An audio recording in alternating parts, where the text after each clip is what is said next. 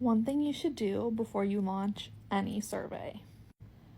Find someone, ideally someone's like 3 to 5 people minimum, you can do more if you want, to pilot.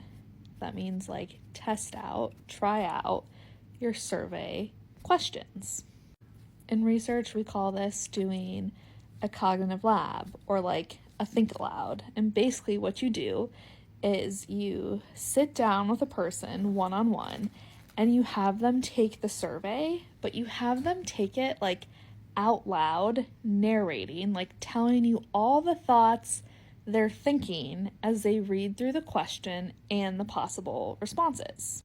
Important note, when you're finding people to try out the survey, you want it to be people who share qualities with who will actually be taking the survey, right? So let's say I design a survey and I'm planning on giving it to 3rd graders. I don't want to pilot the survey with adults, right?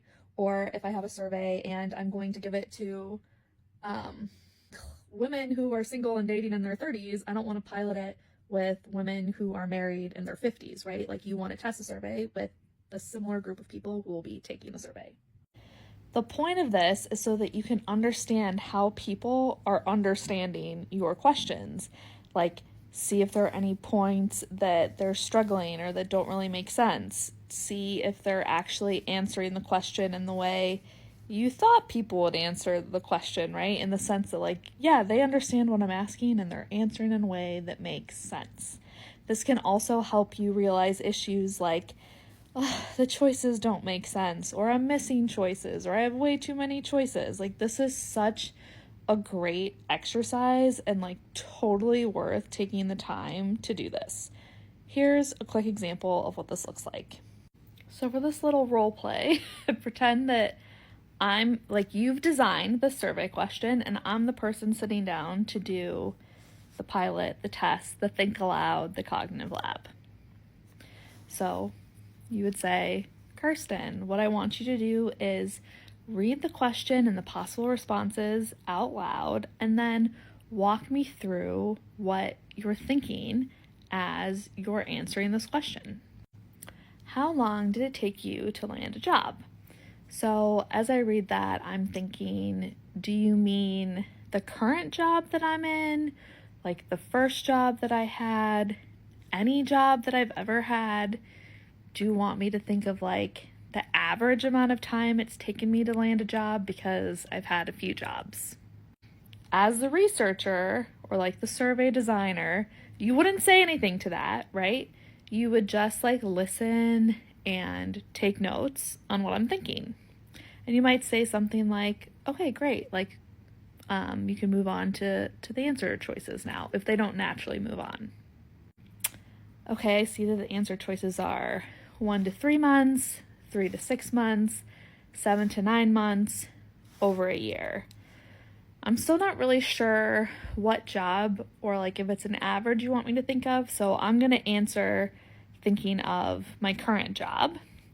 And so to get my current job, it took me 3 months. So it took me 3 months. 3 months shows up in the first bucket, 1 to 3 months, but it also shows up in the second bucket, 3 to 6 months. I guess it was just like, 3 months and like a little tiny bit.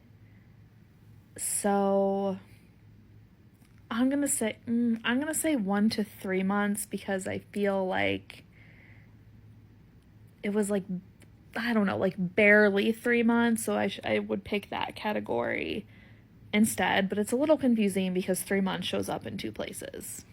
Then, if you had more questions in your survey, you would have them move on to the next few questions.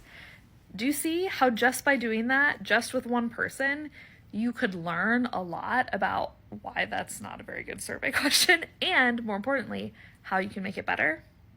I have never gone through this process with people and not learned something incredibly useful that has helped me to improve a survey question. I just find it so insightful. I learn so much every time and highly recommend you do it.